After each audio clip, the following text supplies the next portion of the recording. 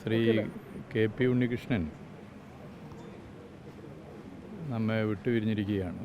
അദ്ദേഹത്തിൻ്റെ ദേഹവിയോഗത്തിൽ അനുശോചനം അറിയിക്കുന്നു. മികച്ച പാർലമെൻറ്റേറിയൻ, ഭരണാധികാരി, മതനിരപേക്ഷതയുടെ ഉറച്ച കാവലാൾ എന്നീ നിലകളിൽ അദ്ദേഹം എക്കാലവും ഭൂമിയിൽ ഓർമ്മിക്കപ്പെടും. ദീർഘകാലം അദ്ദേഹം വടകര ലോക്സഭാ മണ്ഡലത്തെ പ്രതിനിധീകരിച്ച് പാർലമെൻറ്റേറിയൻ എന്നുള്ള നിലയിൽ തിളങ്ങിയിട്ടുണ്ട്. കാര്യങ്ങൾ പഠിച്ച് പാർലമെൻറ്റിൽ അവതരിപ്പിക്കുകയും ജനങ്ങളുടെ പ്രശ്നങ്ങളിൽ വളരെ സജീവമായി ഇടപെടുകയും ചെയ്യുന്ന പ്രത്യേകതകൾ അദ്ദേഹത്തിൻ്റെ പാർലമെൻ്ററി പ്രവർത്തനത്തിൽ പൊതുവെ കാണാൻ വേണ്ടി സാധിക്കുന്നതായിരുന്നു. ദേശീയ മുന്നണി സർക്കാർ ശ്രീ വി.പി. സിംഗ് നേതൃത്വം കൊടുത്ത സർക്കാരിലെ പ്രധാനപ്പെട്ട വകുപ്പുകൾ അദ്ദേഹം വളരെ ഭംഗിയായി കൈകാര്യം ചെയ്തിട്ടുണ്ട് എന്ന് നമുക്കറിയാം. അന്ന് വലിയ നിലയ്ക്കുള്ള യുദ്ധം പൊട്ടിപ്പുറപ്പെട്ട ഘട്ടം. ഇപ്പോഴും അതിന് സമാനമായ സാഹചര്യം നിലനിൽക്കുകയാണ് എന്നുള്ളത് മറ്റൊരു പ്രത്യേകത കൂടിയുണ്ട്. അന്നും ഇന്നും ഇത്തരം യുദ്ധ അന്തരീക്ഷം സൃഷ്ടിച്ചത് അമേരിക്കൻ സാമ്രാജ്യത്വത്തിൻ്റെ നേതൃത്വത്തിലായിരുന്നു. അന്ന് ലക്ഷക്കണക്കിന് മലയാളികൾ വിദേശ രാജ്യങ്ങളിൽ, ഇറാഖിലുൾപ്പെടെ പല വിദേശ രാജ്യങ്ങളിലും അതിൻ്റെ പ്രയാസം അനുഭവിച്ച ഘട്ടങ്ങളിൽ അദ്ദേഹം കൈകാര്യം ചെയ്ത വകുപ്പിൻ്റെ ചുമതല വളരെ ക്രിയാത്മകമായി നിർവഹിച്ച് ആ മലയാളികളെ നാട്ടിലേക്ക് എത്തിക്കാനും അവരുടെ കുടുംബങ്ങളെ സാന്ത്വനപ്പെടുത്തി ഇടപെടാനും അദ്ദേഹം നടത്തിയ ശ്രമങ്ങൾ നമുക്ക് ഒരു കാലത്തും മറക്കാനാകാത്തതാണ്. അദ്ദേഹം നേരിട്ട് അവിടെ പോയി ചർച്ചകൾ നടത്തി മലയാളികളെ നാട്ടിലേക്ക് കൊണ്ടുവരാൻ നടത്തിയ ശ്രമം ഓരോ മലയാളിക്കും അദ്ദേഹത്തിൻ്റെ പേര് പറയുന്ന ഘട്ടത്തിൽ തന്നെ വലിയ ആവേശം നൽകിയ സംഭവമായിരുന്നു.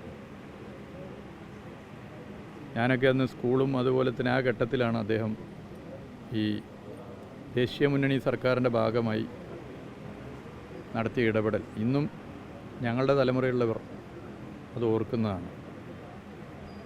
ഒരു കേന്ദ്രമന്ത്രി എന്നുള്ള നിലയിൽ എങ്ങനെയായിരിക്കണം ഇടപെടേണ്ടത് എന്നുള്ളതിന് ഏറ്റവും വലിയ മാതൃകയാണ് ശ്രീ കെ.പി. ഉണ്ണികൃഷ്ണൻ.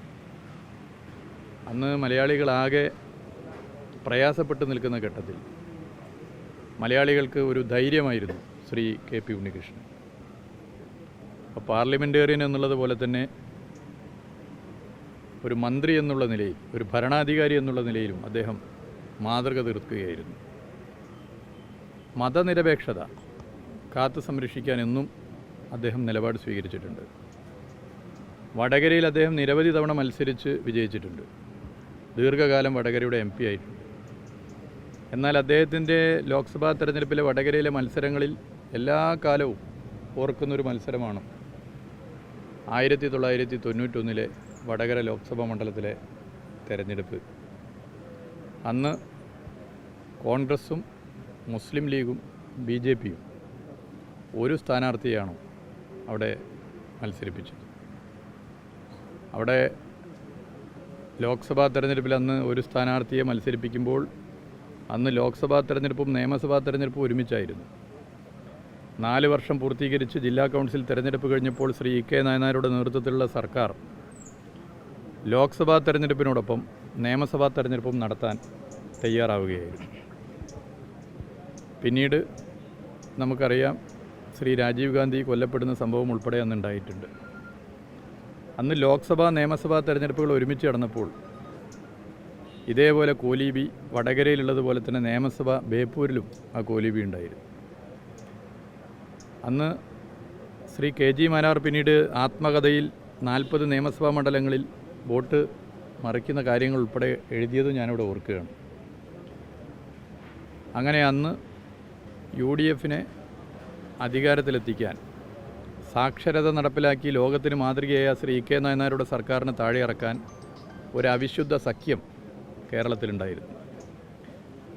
നിയമസഭയിലും ലോക്സഭയിലും ഒരുമിച്ച് നടന്ന ആ തെരഞ്ഞെടുപ്പിൽ ആ വിശുദ്ധ സഖ്യം പരസ്യമായി പുറത്തു വന്നത് ബേപ്പൂരും വടകരയായി. വടകരയിൽ ശ്രീ KP ഉണ്ണികൃഷ്ണനെതിരെ ഒരു പരസ്യമായി കോൺഗ്രസും ലീഗും BJP ഒരു സ്ഥാനാർത്ഥിയെ മത്സരിപ്പിച്ചു.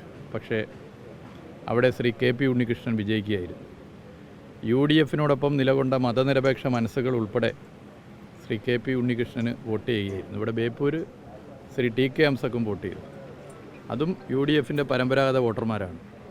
അപ്പോൾ കേരളം എന്നും മതനിരപേക്ഷ ചിന്താഗതിയിലാണ് മുന്നോട്ട് പോവുക. അവിശുദ്ധ സഖ്യങ്ങൾക്ക് കേരളത്തിൽ സ്ഥാനം ചവറ്റുകൊട്ടയിലാണ് എന്ന പ്രഖ്യാപനം പരസ്യമായി നടത്തിയ ഒരു തെരഞ്ഞെടുപ്പ് വിജയമായിരുന്നു ശ്രീ KP ഉണ്ണികൃഷ്ണൻ്റെ വടകരയിലെ തെരഞ്ഞെടുപ്പ് വിജയം. മതനിരപേക്ഷതയ്ക്ക് വേണ്ടി അദ്ദേഹം അടിയുറച്ച് നിലകൊണ്ടു എന്നുള്ളതിനായിരുന്നു ജനങ്ങൾ ഇടതുപക്ഷത്തെ പിന്തുണച്ചതുപോലെ അദ്ദേഹത്തിൻ്റെ സ്ഥാനാർത്ഥിത്വത്തെയും പിന്തുണച്ചത്. ഇങ്ങനെ പാർലമെൻറ്റേറിയൻ, ഭരണാധികാരി, മതനിരപേക്ഷതയുടെ ഉറച്ച പ്രതിരോധ ഭടൻ എന്ന നിലയിൽ ശ്രീ KP ഉണ്ണികൃഷ്ണൻ എല്ലാ കാലത്തും സമൂഹത്തിൽ ഓർമ്മിക്കപ്പെടും എന്നാണ് നമുക്ക് ഉറപ്പിച്ച് പറയാനാവുന്നത്.